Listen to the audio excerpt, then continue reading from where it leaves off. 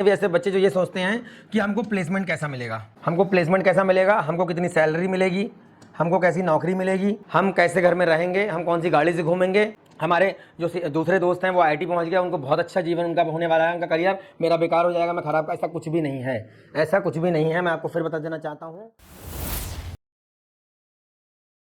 Hello friends, welcome to our channel the मेंटा। और आज की वीडियो में बात करेंगे हम लोग जोसा के बाद जब आपकी सीट वैकेंट रह जाती हैं तो सीसेब राउंड करवाया जाता है हर साल। बहुत सारे बच्चे इस बात को लेकर बड़े वरीड हैं और बड़े चिंतित हैं, मतलब इस बात को लेकर के कि अगर सीसेब राउंड तक हम जाते हैं तो क्या यह वर्थ इट होगा, क्या हमारे लिए फ़ायदेमंद होगा। अगर सारी सीटें भर गई और नहीं बची सीट वहाँ पर हमारे लिए तो हम क्या करेंगे उस टाइम पर। हमको जो स्टेट गवर्नमेंट में सीट अभी मिल रही है या हमको हमारे आसपास के किसी अच्छे कॉलेज में कोई सीट अलॉट अगर हो गई है, उसमें हम अगर फीस जमा ना करें और जोसा का लास्ट तक वेट करते हैं, अगर जोसा में ना मिला, क्योंकि जोसा में क्राइटेरिया चलता है कि भाई इस रैंक तक के बच्चों को जोसा में अलॉटमेंट मिलेगा। हालांकि फर्स्ट राउंड का रिजल्ट आ चुका है और बहुत सारे बच्चों को अलॉटमेंट मिला भी है, जिनको नहीं मिला है उनको नेक्स्ट राउंड में मिल जाएगा। पर जिनको अलॉटमेंट मिल गया है उसमें से 50% बच्चा भी अपने अलॉटमेंट से जो मिला हुआ कॉलेज है उससे सेटिस्फाइड नहीं है।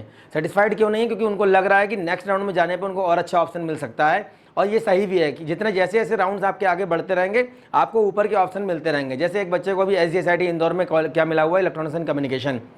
आप उसको जोसा के फर्स्ट राउंड में उस बच्चे को मिल गया है NIT वारंगल, तो SGSIT इंदौर से कहीं ज़्यादा अच्छा होता है कॉलेज माना जाता है आपका NIT वारंगल। अब ऐसी कंडीशन में वो NIT वारंगल ही चूज़ कर रहा है, लेकिन आने वाले समय में जब वो जोसा के नेक्स्ट राउंड का रिजल्ट देखेगा तो उसको हो सकता है NIT तिरची या सूरतकल मिल जाए और उसके पास IIT एडवांस का मतलब JEE एडवांस का भी रैंक है, तो हो सकता है उसको कोई IIT भी मिल जाए, क्योंकि ऊपर के ऑप्शन सारे बच्चों ने जिनके पास एडवांस का रैंक उन्होंने IIT ही भरे हैं। एक बच्चे ने आज बोला है कि मुझे 5,000 रैंक पे IIM गोरखपुर में EC ब्रांच मिल रहा है, नेक्स्ट राउंड तक जाते जाते सर ये CS हो जाएगी, तो क्या मुझे यहाँ पे फीस जमा करके सीट को सेव कर लेना चाहिए या फिर मुझे सीसेब राउंड का वेट करना चाहिए? क्योंकि अगर मैं सीसेब राउंड तक जाता हूं और मुझे कोई सीट नहीं मिली तो IIM गोरखपुर की भी मेरी सीट चली जाएगी। तो मैं उसको बता देना चाहता हूं, मैंने उसको बताया भी, और ऐसे जितने भी बच्चे हैं मैं उनको बताना चाहता हूं कि अगर इस रैंक क्राइटेरिया के अंदर आप आ रहे हैं 50,000 से 40,000 से 50,000, तो आपके पास और भी अच्छे ऑप्शन है। जैसे आपका IIT लखनऊ बेस्ट ऑप्शन है, UIT चंडीगढ़ बेस्ट ऑप्शन है, YMCA फरीदाबाद बेस्ट ऑप्शन है, MAIT MSIT IPO के बेस्ट ऑप्शन है।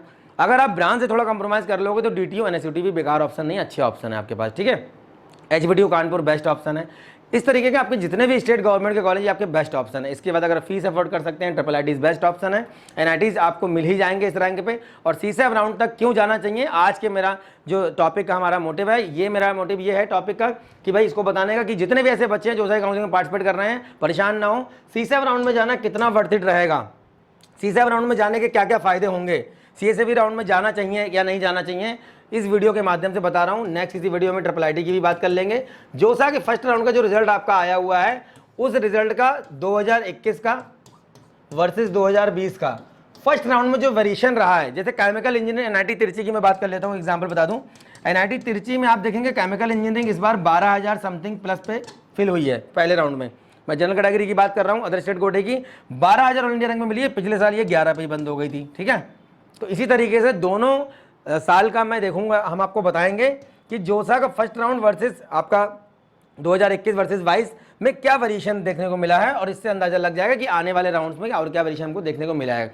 एक चीज़ मैं आपको बता दूं, जितने भी ऐसे बच्चे हैं जो परेशान रहते हैं सर इस कॉलेज में जाने पे क्या प्लेसमेंट मिलेगा, सर ये कॉलेज में ले तो रहा हूँ पर क्या मुझे नौकरी मिलेगी, सर ये कॉलेज में जाने से क्या होगा, मुझे प्लेसमेंट मिलेगा, कितना पैकेज मिलेगा। कई सारे बच्चे तो हद मचा देते हैं कि सर ये बताइए यहाँ पे कितना पैकेज होगा, यहाँ पे कितना पैकेज होगा, यहाँ मैं इतनी फीस जमा कर रहा हूँ तो कितने लाख की मुझे नौकरी मिल जाएगी, वहाँ मुझे इतनी फीस जमा करनी। भाई मेरे पास बहुत सारे बच्चे हैं, बच्चों इतने सारे बच्चे हैं, IIT बॉम्बे में भी गए हैं, मद्रास में भी गए हैं, खड़गपुर में गए हैं, IISc बेंगलोर भी जा रहे हैं, ICR भी जा रहे हैं, कोई भी बच्चा प्लेसमेंट की कभी बात नहीं करता है। मैंने एक चीज़ देखी है, जितने भी टॉप रैंकर स्टूडेंट हैं, जितने भी अच्छे बच्चे हैं जिनको अपने ऊपर भरोसा है, मैं टॉप रैंकर को ये बोल करके यहाँ पे ये मोटिवेट नहीं करना चाहता कि टॉप रैंकर को तो ऑलरेडी जॉब मिल ही जाएगी, ऐसा भी सोच सकते हो, ऐसा कुछ नहीं है। मैं बता रहा हूँ आपको, कभी भी बच्चा IIT बॉम्बे में बच्चा जा रहा है, किस में जा रहा है, एरोस्पेस इंजीनियरिंग में, वो कभी नहीं पूछता कि मुझे क्या जॉब मिलने वाली है, मुझे कितने की नौकरी मिलेगी। लेकिन 4 लाख 5 लाख 6 लाख 3 लाख 2 लाख ये बच्चे जब कॉलेज लेने से पहले एक टैग प्राइस वैल्यू तय करते हैं कि ये कॉलेज ले रहा हूँ मैं, X कॉलेज ले रहा हूँ कितने लाख का प्लेसमेंट मिल जाएगा मुझे, Y कॉलेज ले रहा हूँ मुझे कितने लाख का प्लेसमेंट मिल जाएगा। ऐसा नहीं होता है। मैं आपको एक चीज़ बता देना चाहता हूँ, आपकी रैंक चाहे 10,000 हो या आपकी रैंक 1 लाख हो, एक बात ध्यान से सुन लो, बहुत अच्छे से समझा देना चाहता हूँ आज मैं, या आपकी रैंक 2 लाख हो। एक बार फिर लाइव सेशन कर लेंगे हम जोसा के 4th राउंड के बाद सीसेब के लिए। और एक बार बता दूं, पटना के बच्चों का फिर से बहुत सारे बच्चों का मेरे पास कमेंट आया है, पटना में हो सकता है कि जोसा के लास्ट राउंड और सीसैप के फर्स्ट राउंड से पहले इसी बीच में हम दिवाली के आसपास या कहीं पे भी एक सेमिनार फिर से हम पटना में करेंगे। जितने भी बच्चे बिहार के हैं कमेंट बॉक्स में बताएं चाहते हैं करवाना या नहीं चाहते हैं। 2 लाख रैंक हो, 1 लाख रैंक हो, 10,000 रैंक हो, या आपकी रैंक हो मान लो 5 लाख, आपकी रैंक तय ये कर सकती है कि आपको कैसा कॉलेज मिलेगा। आपकी रैंक ये जरूर तय करेगी कि आपको कैसा कॉलेज मिलेगा, वो भी तब जब आप प्रॉपर गाइडेंस के साथ अच्छे से उस रैंक को यूज़ करेंगे, तभी आपको बेहतर कॉलेज मिलेगा। हो सकता है आपको एवरेज कॉलेज मिले, हो सकता है आपका स्टेट गवर्नमेंट का कोई कॉलेज मिले। रैंक के हिसाब से हो सकता है आप अपने आप को ये अंदाज़ा लगा लें कि मुझे NIT IIIT नहीं मिल रहा है। देखो IIT तो केवल 16,000 बच्चों को ही मिलने हैं, सीधी सी बात है। पर ऐसा नहीं कि ये 16,000 बच्चे ही जीवन में अपना जो है खाना खाएंगे, गाड़ी से घूमेंगे, अच्छी जॉब पाएंगे, अच्छा ड्रीम्स पूरे करेंगे, अच्छी शादियाँ होंगी, अच्छे बच्चे इनके स्कूल में पढ़ेंगे, ऐसा नहीं है। NIT के अंदर भी लगभग मान के चलिए वही 20,000 के आसपास सीट है, तो 20 और 16 ये 36,000 हो गया। इसके अलावा आप IIIT की बात कर लेंगे, 7,500 6,000 सीटें वहाँ पे भी हैं। तो ऐसा नहीं है कि ये 40-50,000 बच्चा ही जॉब करेगा। भी ऐसे बच्चे जो ये सोचते हैं कि हमको प्लेसमेंट कैसा मिलेगा, हमको प्लेसमेंट कैसा मिलेगा, हमको कितनी सैलरी मिलेगी, हमको कैसी नौकरी मिलेगी, हम कैसे घर में रहेंगे, हम कौन सी गाड़ी से घूमेंगे। हमारे जो दूसरे दोस्त हैं वो IIT पहुंच गया, उनको बहुत अच्छा जीवन उनका होने वाला है, उनका करियर, मेरा बेकार हो जाएगा, मैं खराब। ऐसा कुछ भी नहीं है, ऐसा कुछ भी नहीं है। मैं आपको फिर बता देना चाहता हूँ, प्लेटफॉर्म आपको जो मिल रहा है, जो कॉलेज आपको मिल रहा है, जो बहुत सारे आर्टिकल्स में मैंने भी पढ़ा है, बहुत लोगों ने पढ़ा होगा कि आपकी जो नॉलेज है, आपका जो इन्फॉर्मेशन है, आपका जो नज़रिया है, आपका जो तजुर्बा है, आपका जो भी चीज़ें आप कर रहे हो, 10% है आपका, 10% चीज़ें हैं जो यूजेबल होंगी, जो यूज़ करेंगे आप कॉलेज में, आप अपनी डिग्री से, आप अपने कॉलेज के टैग से, आप अपना जो भी चीज़ें आपने पढ़ी हैं आगे 18-20 साल में, आगे जो पढ़ने वाले हैं, आप 22 साल की उम्र में लगभग आपका बीटेक, 21-20 साल की 22 साल में हो जाता है बच्चों का बीटेक। बाकी का 90% जो है ना, ये आपका जो आप एक्वायर कर रहे हो चीज़ें अपार्ट फ्रॉम एकेडमिक, जो अपार्ट फ्रॉम एकेडमिक आप एक्वायर कर रहे हो, उसमें आपका कॉन्फिडेंस है, उसमें आपका डेडिकेशन लेवल है, उसमें आपका स्किल्स जो आपकी वर्क पावर, जो एबिलिटी होगी। मैंने बहुत बार वीडियो में बताया है 90% चीज़ें आपकी वर्क करती हैं, तो 90% वाली चीज़ों पर वर्क करना स्टार्ट कर दो, 10% को कंपेयर करना बंद करो। मेरी बात आप समझ में आ रही है? मैं आपको एक चीज़ बता दूँ, ये हमारी वैकेंट सीट है 2021 की।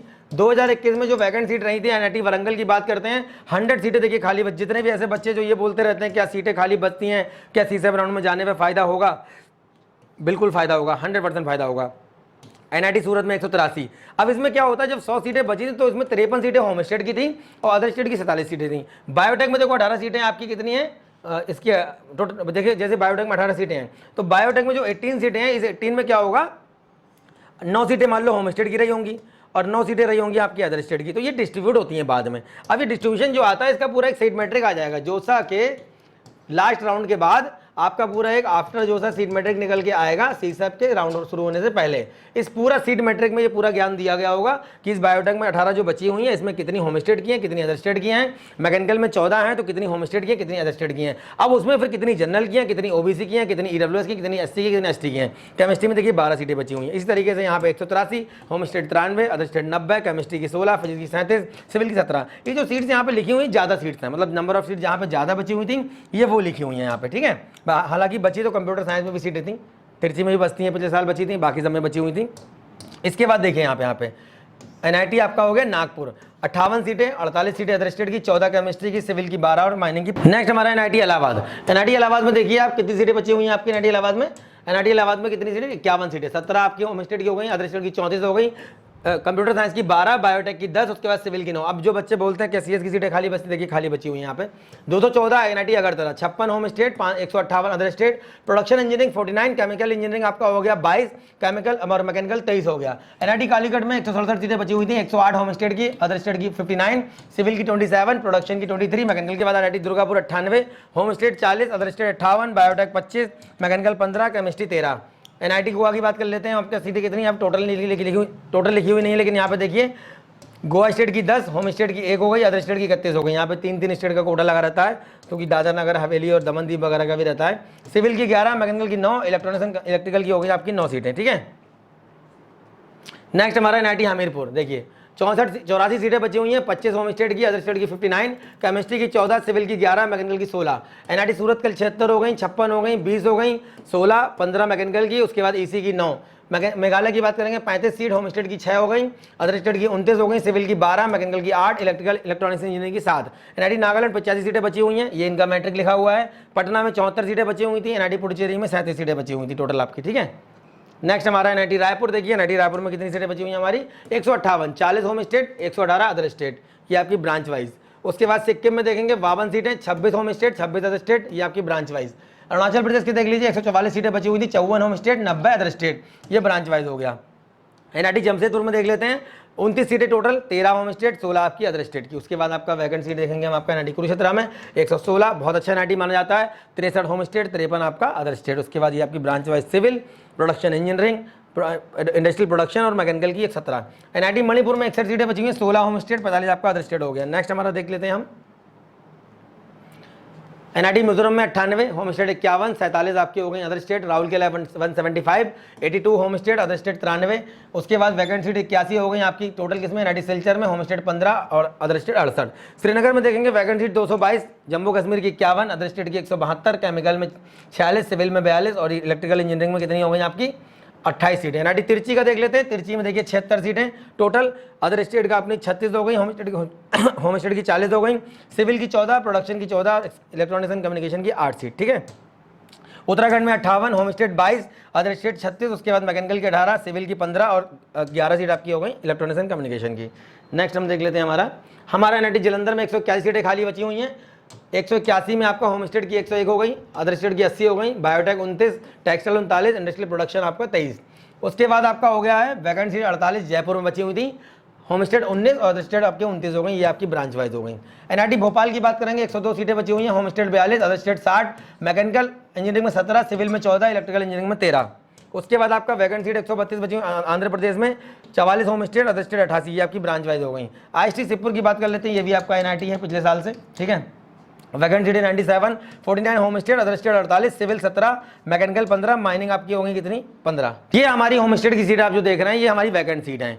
तो वैकेंट सीट बताने का मोटिव बस यही था कि जितने भी ऐसे बच्चे हैं जो जोसा में जिनको अलॉटमेंट फर्स्ट राउंड में नहीं मिल पाया है, हो सकता है सेकंड राउंड में भी ना मिले, परेशान होने की बिल्कुल जरूरत नहीं है। स्टेट काउंसलिंग में लगे रहिए, कहीं कोई कॉलेज अगर आपको मिल रहा है तो थोड़ा सा एनालाइज कर लो उसको। अगर आपका रिफंड करने की फीस आपको ऐसा लगता है कि जोसा के रिजल्ट तक लगी रहेगी, बनी रहेगी वो सीट आपकी, तो जोसा के अलॉटमेंट मिलने से पहले उसको आप रिफंड ले सकते हो। रिफंड का भी पॉलिसी सभी जगह लागू है, लेकिन ऐसा नहीं है कि आपको रिफंड तुरंत मिल जाएगा, रिफंड थोड़ा बाद में मिलता है। इस वीडियो को बनाने का मोटिव बस यही था कि जितने भी ऐसे बच्चे हैं जो होपलेस हो रहे हैं, एक बच्चे का फ़ोन आया तो बोल रहा सर मुझे मेरे सारे दोस्तों को एनआईटीज़ मिल गए, ट्रिपल आईटीज़ मिल गए और मुझे केवल बाहर ना जाने की वजह से मुझे अपने बगल के जो है डॉक्टर राम मनोहर लोहिया यूनिवर्सिटी में मुझे पढ़ना पड़ रहा है और मैं यहाँ से बीटेक करके क्या मेरा कुछ हो पाएगा, क्या मैं कुछ अच्छा इंजीनियर बन पाऊँगा, क्या मुझे एक अच्छी जॉब मिल पाएगी। मैं सबको बता देना चाहता हूँ, देखिए बहुत सारे मेरे बैचमेट हैं, इवन मैं खुद स्टेट गवर्नमेंट यूनिवर्सिटी से पढ़ा हूँ और मटेरियल साइंस से पढ़ा हूँ। बहुत सारे ऐसे लोग हैं जो एवरेज कॉलेज से पढ़े हुए हैं, Pranshi ma'am Galgotia engineering college से पढ़ी हुई हैं, और मेरे बहुत सारे ऐसे स्टूडेंट हैं जो जीजीयू बिलासपुर वगैरह में हैं, चंबी गढ़वाल में हैं। केवल वहाँ इसलिए गए थे क्योंकि वहाँ पे कम फीस है, ज़्यादा फीस अफोर्ड नहीं कर सकते, लेकिन वो भी अच्छा कर रहे हैं। मैं हर सेमिनार में, हर वेबिनार में, हर वीडियो में कुछ बच्चों के पर्टिकुलर नाम लेता हूँ जिन्होंने बहुत एवरेज जगह से निकल करके अपने आप को एक अच्छे इंजीनियरिंग कॉलेज में पहुँचाया। मतलब इसलिए क्योंकि वहाँ फीस कम थी। ऐसा नहीं कि जीजीयू बिलासपुर बहुत ख़राब कॉलेज है, पर बहुत अच्छा भी नहीं है कि टॉप का कॉलेज है और बहुत रेपुटेड जो है उसमें एडमिशन लेना बहुत डिफिकल्ट है, ऐसा कुछ भी नहीं। इजीली एडमिशन हो जाता है 5-6 लाख 7 लाख रैंक तक, और बहुत सारे बच्चे जीके फिर हरिद्वार वगैरह भी पढ़ रहे हैं। तो परेशान होने की आपको ज़रूरत नहीं है। आपको करना बस इतना है कि जो भी काम आप कर रहे हैं, ये स्टोरी जो मैंने आपको बताई, जो भी आप काम कर रहे हैं उसके प्रति आपका विश्वास एकदम अटूट होना चाहिए, मतलब धमाकेदार होना चाहिए। जैसे आप अपना एक पूरा मोटिवेशन के साथ अपने विजन को, अपने मिशन को पूरी तरीके से झोंक देंगे ना, वो कॉन्फिडेंस आपके अंदर आ जाएगा। कौन सा कॉन्फिडेंस? जो वो लड़का रस्सी पे चलता है वो वाला, और जो वो मौत के कुएं में मोटरसाइकिल चलाता है, मुस्कुराते हुए चलाता है। उसको पता है, उसको भी लगता होगा कहीं ना कहीं इंसिडेंट अगर कुछ बिगड़ा तो सीधे दिक्कत है बहुत बड़ी उसमें, लेकिन वो मुस्कुराता है फिर भी, क्योंकि उसको अपने काम पे भरोसा है, प्रैक्टिस है उसकी बहुत तगड़ी वाली। तो ये वाली जो प्रैक्टिस है, इसी तरीके से आपको अपने काम का परफॉर्मेंस अच्छा रखना है और उस 21वें बच्चे की तरह बनना है कि आप अगर जो काम करने जा रहे हैं या जिस सवाल का आपसे जवाब पूछा जा रहा है उस सवाल का जवाब आप देंगे, लेकिन उन 20 बच्चों की तरह नहीं देंगे कि दे तो दिया है पर संशय में है, सवाल सही भी है कि नहीं, मास्टर साहब कहीं ये ना कहते हैं कि गलत है बैठो। अब मास्टर साहब ने बोला बैठ जाओ, बच्चे को लगा गलती होगा तभी तो बैठा है, अगर सही होता तो वाहवाही मिलती। तो वाहवाही लूटने के चक्कर में मत रहो भैया। पब्लिक दुनिया हमको वाहवाही केवल परफॉर्मेंस की देती है, परफॉर्मेंस जबरदस्त होगी हमारे कॉन्फिडेंस के साथ, तभी मिलेंगे हमें अप्लॉजेस। और हमें तभी वाई वाई मिलेगी। तो ये आप उम्मीद में मत रहो, बस हाँ अपने ऊपर भरोसा रखो कि जो काम कर रहा हूँ वो पूरे डेडिकेशन के साथ कर रहा हूँ। पूरा विश्वास होना चाहिए आपको अपने ऊपर और किए गए काम के ऊपर। जिस दिन ये विश्वास अपने अंदर आप जगा लेंगे, आप किसी भी कॉलेज में पहुँच जाइए। बुरा कॉलेज चूज़ करिए अपने हिसाब से, ऐसा नहीं है कि आप फिर ब्रांच के चक्कर में कहीं भी चले जाएंगे। एक अच्छा एटमॉस्फेयर तय करिए, जहाँ पे एक अच्छा एटमॉस्फेयर चूज़ करिए, एक अच्छा एनवायरनमेंट चूज़ करिए, जहाँ पे आपको ये कॉन्फिडेंस और ये जो आपका डेडिकेशन है इसको बिल्डअप करने में एक सपोर्ट मिल सके। इस तरीके से आप अपना कॉलेज चूज़ करेंगे। आगे और भी चीज़ें बताता रहूँगा काउंसलिंग के रिगार्डिंग, और जोसा के फर्स्ट राउंड का 2022-21 का वेरिएशन बताऊंगा बहुत जल्दी। नेक्स्ट वीडियो में मिलेंगे अच्छे टॉपिक के साथ। और समाधान ई बुक अगर आपने डाउनलोड नहीं किए, बहुत सारे बच्चों ने भी समाधान ई बुक डाउनलोड नहीं किए, समाधान ई बुक डाउनलोड कर लीजिए। उसमें C7 राउंड तक के सारे कट ऑफ उसमें मिल जाएंगे आपको। कहीं कोई दिक्कत आती है PDF में, कहीं कोई समस्या आ रही है, हम अलग से भी आपको PDF दे देंगे, वो भी आपको मिल जाएंगे सारे PDF जो उसमें नहीं दिए हुए हैं। नेक्स्ट वीडियो में मिलेंगे अच्छे टॉपिक के साथ, तब तक धन्यवाद, थैंक यू वेरी मच।